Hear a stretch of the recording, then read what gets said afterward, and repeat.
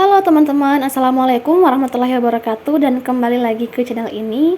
Ya, pertama-tama aku mau mengucapkan selamat kepada teman-teman yang telah berhasil dan lulus menjadi CPNS. Nah, sebagaimana yang teman-teman ketahui bahwa sebelum menjadi PNS, teman-teman itu harus melewati tahapan yang namanya Latsar atau latihan dasar. Nah, salah satu agenda dari Latsar itu sendiri yaitu tentang aktualisasi. Nah, ini itu semacam seperti kita skripsian ketika kita masih kuliah dulu di kampus. Nah, di sini aku akan sedikit sharing terkait dengan cara untuk menentukan judul dari aktualisasi yang akan kita angkat ketika kita menyusun rancangan aktualisasi. Oke, sebelum mulai teman-teman itu harus tahu dulu apa sih rancangan aktualisasi itu. Jadi, rancangan aktualisasi merupakan sebuah proses perencanaan strategis yang berawal dari pemecahan masalah atau isu-isu strategis pada masing-masing unit kerja atau organisasi bagi peserta latsar. Jadi di sini teman-teman itu kayak mencari apa sih permasalahan yang ada di unit kerja kita, kemudian kita buatkan rancangan untuk memberikan solusi dari masalah tersebut. Oke, sejauh ini paham ya? Nah, adapun penilaian dari aktualisasi sendiri itu merupakan 50% dari total keseluruhan nilai atau penilaian pada saat kita latsar. Jadi nilainya cukup tinggi atau sangat tinggi, yaitu separuhnya atau 50% dari total penilaian. Dimana ini terbagi dua. Jadi yang pertama itu rancangan aktualisasi sebesar 20% dan laporan aktualisasinya sendiri sebesar 30%. Nah, berikutnya teman-teman harus tahu dulu istilah-istilah yang ada pada aktualisasi. Ada mentor, ada coach, ada penguji. Nah, siapa sih mentor itu? Siapa sih coach itu? Dan siapa sih penguji itu? Yang pertama, mentor.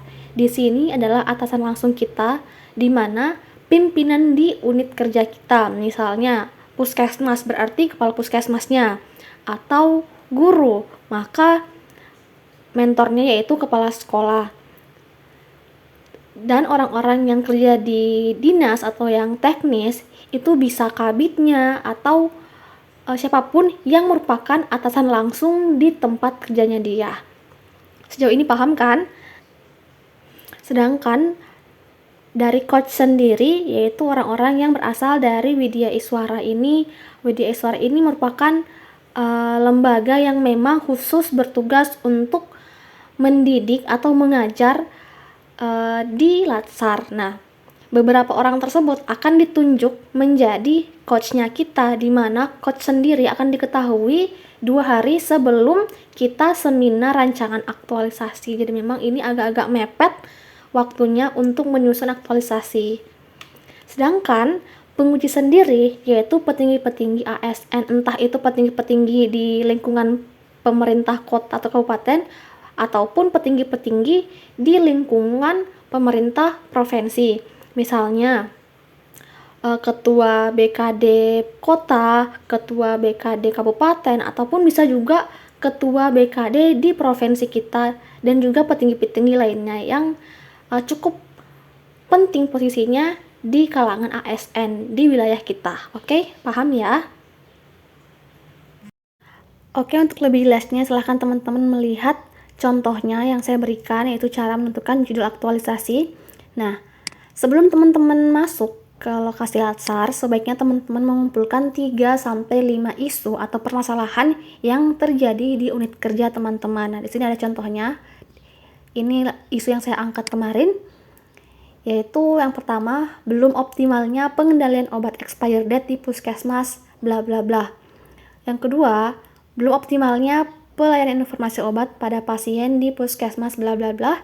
Dan yang ketiga, tidak adanya penandaan obat yang termasuk rasa atau look alike, sound alike, dan high alert di puskesmas bla bla bla bla. Jadi ini 3 isu, contoh 3 isu yang saya angkat. Nah, contoh yang lainnya ini di bidang yang lain, masih kesehatan.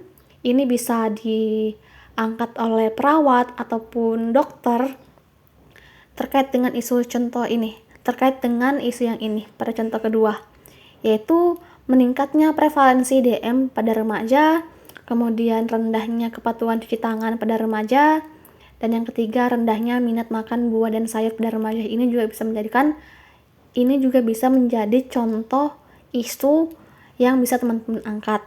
Nah, contoh yang ketiga ini dari bidang pendidikan. Yang pertama, rendahnya minat baca siswa di SMP bla bla bla. Kemudian kurangnya efektivitas pembelajaran jarak jauh di SMP bla bla bla. Dan yang ketiga, kurangnya sikap disiplin siswa di SMP bla bla bla. Jadi ini 3 contoh isu yang bisa teman-teman angkat. Sesuaikan dengan bidang teman-teman ya. Nah, di sini catatan. Nah, di sini sebaiknya teman-teman menggunakan kalimat negatif seperti belum, kurang, rendahnya seperti ini, belum optimalnya, rendahnya, kurangnya. Nah, di sini ada kata meningkatnya. Tapi kan di sini yang meningkat adalah prevalensi diabetes mellitus pada remaja. Artinya ini merupakan sebuah kalimat yang berkonotasi negatif. Oke, jadi isu tersebut harus menunjukkan sesuatu yang kurang, yang belum, atau yang rendah. Oke, paham ya teman-teman? Nah, kemudian dari isu yang teman-teman angkat, teman-teman harus menyeleksi manakah isu yang akan menjadi core isu atau isu utama.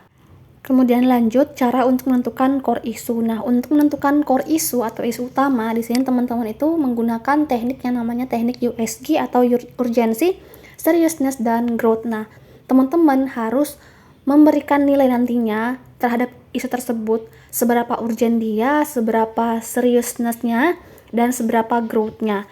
Nah, ini penjelasan dari definisi urgensi, seriousness, dan growth. Teman-teman bisa baca ya. Nah, contohnya di sini saya angkat isu yang tadi, isu yang saya angkat kemarin ada 3. Nah, dari 3 isu ini saya akan memberikan poin atau nilai untuk kolom urgensinya, seriusnya, dan growth-nya dari rentang nilai 1 sampai 5. Nah, 1 itu jika isunya sangat kurang pengaruhnya, 2 jika kurang pengaruhnya, 3 jika sedang pengaruhnya, 4 jika kuat pengaruhnya, dan 5 jika sangat kuat pengaruhnya. Jadi ini teman-teman nilai sebaiknya diberikan nilai berapa dalam rentang 1 sampai 5. Nah, setelah diberikan nilai, teman-teman silahkan menjumlahkan secara horizontal, dan kemudian hasil dari penjumlahannya yang kemudian kita berikan ranking. Nah, di sini poin nomor 2 jumlahnya 13, maka dia peringkat pertama. Kemudian poin nomor 1 jumlahnya 12, maka ini peringkat kedua. Dan poin ketiga jumlahnya 11, maka ini peringkat ketiga. Sehingga dapat disimpulkan bahwa yang menjadi core issue di sini adalah poin 2, yaitu belum optimalnya pelayanan informasi obat pada pasien di Puskesmas XXX. Kemudian, saran dari aku sebelum teman-teman memberikan penilaian terhadap poin-poin ini, sebaiknya teman-teman berkonsultasi terlebih dahulu dengan mentornya. Jadi teman-teman bisa bertanya ke mentornya, Ibu, Bapak, kira-kira dari poin-poin ini yang mana yang paling dibutuhkan oleh Puskesmas atau yang mana yang harusnya diselesaikan terlebih dahulu. Nah, jika sudah ada saran dari mentor kita atau pimpinan kita, teman-teman bisa lebih mudah untuk memberikan penilaian di mana yang disarankan akan kita berikan nilai yang tinggi. Seperti itu. Jadi lebih memudahkan kita karena bagaimanapun ini akan kita ACC-kan kepada mentor.